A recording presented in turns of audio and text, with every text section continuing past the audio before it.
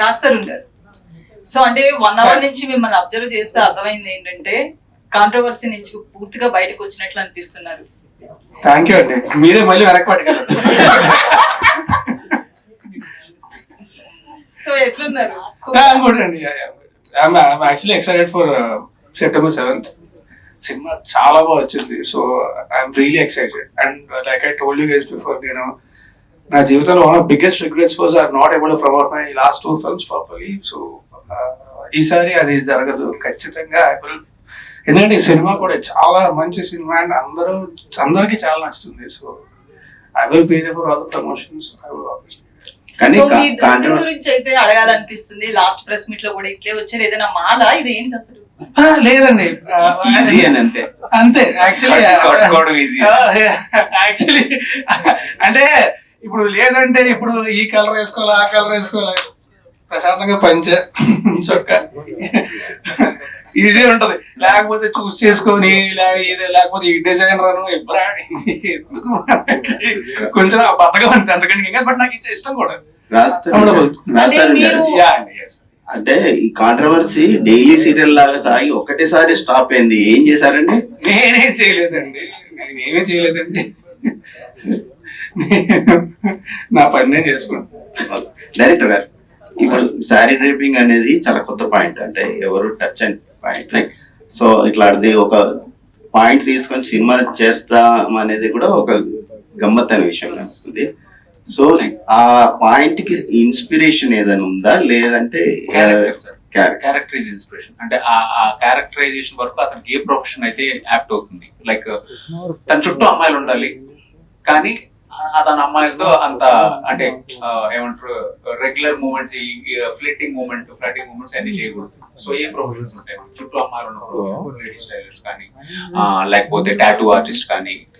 ఆ మూమెంట్ నేను రీసెర్చ్ చేసుకున్న ప్రాసెస్ లో నేను శారీ డ్రైపింగ్ అనే ప్రొఫెషన్ కొత్తగా కనిపించింది. సో క్యారెక్టర్ వైజ్ నుంచి వచ్చిన ప్రొఫెషన్స్. అంటే రాజ్ తరుణ్ ఎందుకు ఆలోచించారు ఈ క్యారెక్టర్ కి? ఇంకెవరికైనా చెప్పారు? ఎవరికి చెప్పలేదు sir, first and last choice. అంటే రాజ్ తరుణ్ ఎందుకు చూస్ చేసుకున్నారు? భలే ఉంటాడు కదా సార్ రాజ్ తరుణ్. చెప్పాడు కదా. ఇది అంటే మామూలుగా ఒక 20 మంది విలన్లను కొట్టడం అది చాలా ఈజీగా ఉంటది. రొమాన్స్ చేయడం, పాటలు పాడడం, హీరోయిన్. సో ఒక 0.5 క్యారెక్టర్ బిహేవియర్ ఉన్న క్యారెక్టర్ ని చేయడానికి ముందు ఏదైనా వేరే యాక్టర్ల రెఫరెన్స్ ఏమైనా తీసుకున్నారా? అంటే కాన్షియస్ గా రెఫరెన్స్ అని తీసుకోలేదండి, బట్ సబ్ కాన్షియస్ గా అయితే మనం ఇంతకుముందు చూసి ఉంటాయి కదా సార్. అంతే తప్ప కాన్షియస్ గా రెఫరెన్స్ అని తీసుకోలేదు. కానీ to be honest I completely followed my director because like I told you, he is an amazing actor. So ఆయన ప్రతి ఎక్స్ప్రెషన్ కూడా పెట్టి చూపించగలరు. ఆయన చేసిన దాంట్లో 50% చేసి సరిపోతుంది. సో చాలా వరకు I followed him only. Manisha. So hi, myself Himamalini, welcome to Tollywood. చాలా బాగుంది స్క్రీన్ ప్రెజెన్స్. మీరు చూస్తుంటే కేజీఎఫ్ హీరోయిన్ శ్రీనిధి శెట్టి లా కనబడుతుంది. Is there any similarities? అంటే చూసిన తర్వాత ఎందులో యాక్ట్ చేశారా అని సర్చ్ చేస్తే but you look very familiar to her. ఆమెకి మీ స్కిన్ టోన్ ఫేస్ కట్స్ అన్ని అలా మ్యాచ్ అయినట్టు అనిపించింది. నేను కూడా బాగా అమ్మాయి కదా, so I think it's because of that. But thank you so much for the compliment. No, similarities ఏం లేదు. I think this is just original me. So ఈ స్టోరీ మీకు చెప్పినప్పుడు what was your first thought actually? What was your first reaction? Actually నాకు చాలా funny అనిపించింది and very different కదా, because I've never heard of Sari Draper as a character. But నా character చాలా bubbly ఉంది, like చాలా lively-గా ఉంది. So I was very happy with the character. And Saisa also narrate చేసేటప్పుడు చాలా బాగా నరేట్ చేశారు. So it was like I could see the visuals. It was amazing. Telugu చాలా బాగా మాట్లాడుతున్నారు, ఈ రోజుల్లో నేర్చేసుకున్నారు. యాక్చువల్లీ తెలుగు చాలా బాగా వచ్చండి. ఫస్ట్ ప్రెస్ మీట్ నర్వస్ ఉండడం వల్ల ఇంగ్లీష్ లో మేనేజ్ చేసుకుని తెలుగు శుభ్రంగా మాట్లాడుతున్నాను. రాజ్ తరుణ్ గారు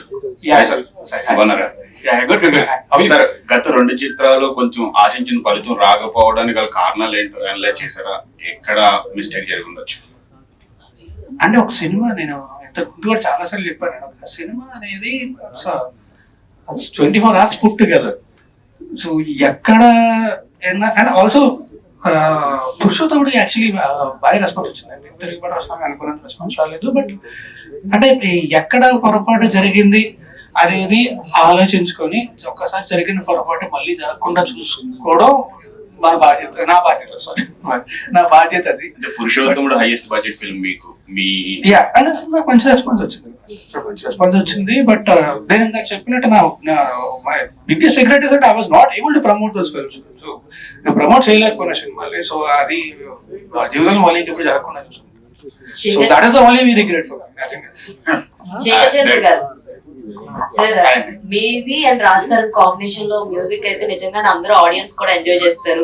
సినిమా చూపిస్తా మామ గానీ, పిల్లి కల్ల పాప సాంగ్ గానీ మీరు చెప్పారు లైక్ ఒక సాంగ్ అన్నది వేరే మూవీలోకి వాడాల్సింది దాన్ని కొంచెం చేంజ్ చేసి పిల్లికల్ల పాప అన్న సాంగ్ యూజ్ చేసామన్నారు కదా. అప్పుడు అంటే కంపోజ్ చేస్తుంటే అది ఏమైందంటే అండి, అనుకోకుండా ఆ వర్క్ చేస్తుంటే రాజ్ భయ్య మా స్టూడియోకి వచ్చారనమాట. వచ్చి నేను క్యాజువల్ గా వెయిట్ చేసిన, తను ఆ లాస్ట్ లో ఏం విన్నాడు తెలియదు. ఒక సెకండ్ 2 సెకండ్లే తను విన్నది. రాజ్ భయ్య త్రినాథ్ గారు డైరెక్టర్ ఇద్దరు వచ్చారనమాట. మామూలు డిస్కషన్ హాయ్ త్రినాథ్ గారు అనుకుంటా ఉంటే తను ఎమ్మటే దానికి మళ్ళీ సాంగ్ పెట్టేవా, మళ్ళీ ఒక్కసారి ఆ సాంగ్ పెట్టే, అది వేరే ఏదో వర్క్ చేస్తున్నాను, అది కాదు ఒక్కసారి పెట్టిన తర్వాత వినేసి ఎమ్మటే త్రినాథ్ గారిని పిలిచి బయటకు వెళ్ళారు. బయట ఏంటబ్బా ఇద్దరు చాలాసేపు మాట్లాడుకుంటున్నారు, నాకు ఐడియా లేదు. ఇద్దరు సేపు మాట్లాడుకున్న తర్వాత ఈ సాంగ్ ఉంచుదాం అన్నారు. ఈ సాంగ్ ఉంచడం కదా సార్, వేరే సినిమాది ఇది అనుకుంటున్నాను, వాళ్ళకి అసలు వినిపించలేదు, వాళ్ళకి వాళ్ళ ఈవినింగ్ వినిపించాలి ఇది అన్నా.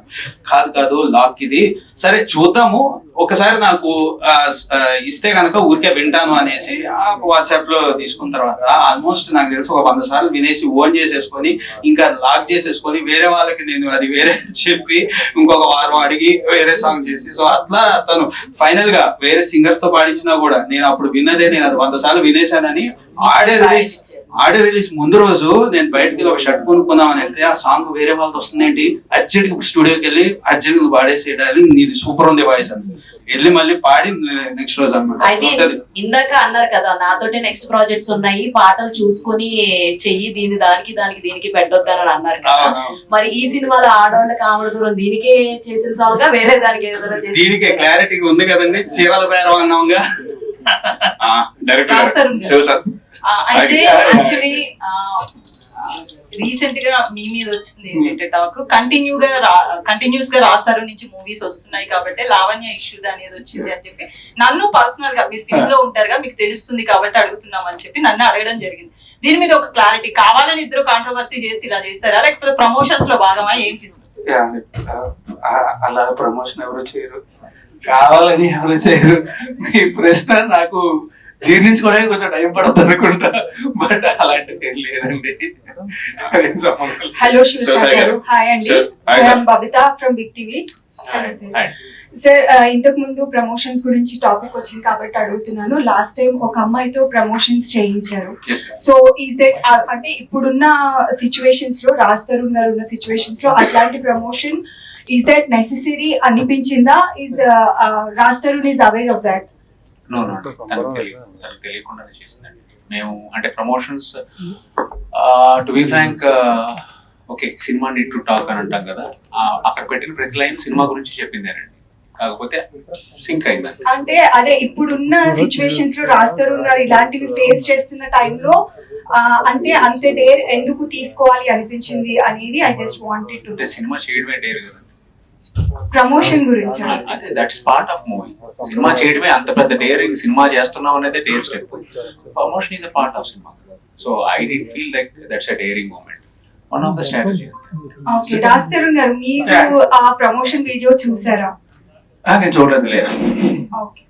నాకు చెప్పారు, వచ్చిందని చెప్పారు, నేను షూట్. ఆల్ ది బెస్ట్ అండి. Thank you very much. Director గారు సార్, ఈ కథకి ఇన్స్పిరేషన్ ఏంటి మీకు? ఈ అంటే ఫస్ట్ టైం ఒక హీరో క్యారెక్టర్ కి సారీ కథకి ఇన్స్పిరేషన్ ఏంటి? అంటే మారుతి గారు ఎప్పుడు యాడ్ అయ్యారు? ఫస్ట్ కథ నుంచి మారుతి గారు ఉన్నారా లేక మధ్యలో? ఆద్యుడు అండి, మారుతి గారు ఓం పెడతాం కదా మనం ఏదైనా ఎగ్జామ్ రాసేటప్పుడు, ఆయన ఆద్యుడు. ఆయన తర్వాత మేము అందరం పుట్టాం. ఆయన తర్వాత కిరణ్ గారు వచ్చారు, కిరణ్ గారి తర్వాత నేను వచ్చాను. సో మారుతి గారు కిరణ్ గారు ఒక సినిమా చేద్దాం అని అనుకున్నప్పుడు ఆ లైన్ ఈజ్ ఫ్రమ్ మారుతి గారే సార్. ఒక లైన్ ఇలా అనుకుంటున్నాను అన్నప్పుడు నేను దాన్ని నా అంటే I can't make loud comedy, like ఉంటది కదా, డిఫరెన్స్ ఉంటది కదా. నేనేంటంటే ఒక సెటిల్డ్ గా సెన్సిబుల్ కామెడీస్, అప్పుడు నేను మొత్తం రాసుకొని వెళ్తే సార్కి బాగా ఇంప్రెస్ అయ్యి బాగుంది అన్నప్పుడు నేను శారీ డ్రేపింగ్ అనేది అనుకుంటున్నాను సార్ అంటే immediately accepted. Like character yj sari draping ఇస్తున్నాం. ఆ క్యారెక్టర్ కి ఈ నీడ్స్ టు బి, ఇందాక చెప్పినట్టు ఆడాళ్ళ చుట్టూ ఉండాలి కానీ ఈ చుట్టూ అంటే ఏ ఉన్నప్పుడు శారీ డ్రేపింగ్